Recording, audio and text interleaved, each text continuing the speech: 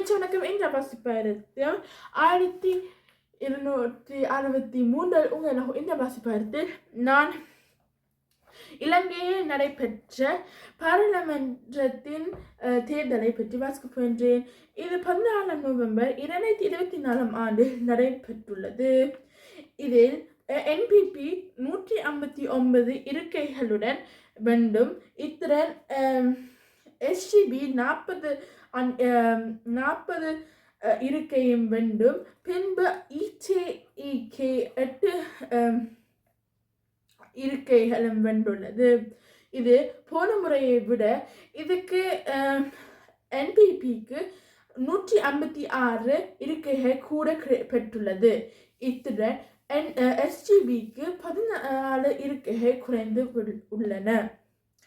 இது எங்களுக்கு பெரிய மாற்றங்கள் என்றது தெரிகிறது. இதே போல இந்த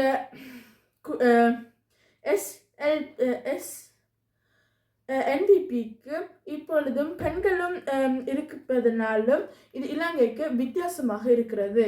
நீங்கள் இலங்கையில் 225 அணிகளில் இருக்கின்றன. அதில் 196 இருக்கைகள் இருந்தாலே உங்களுக்கு வெல்ல வாய்ப்பு உள்ளது. இதான் இன்றைய வாசிப்பாரம். நன்றி, வணக்கம்.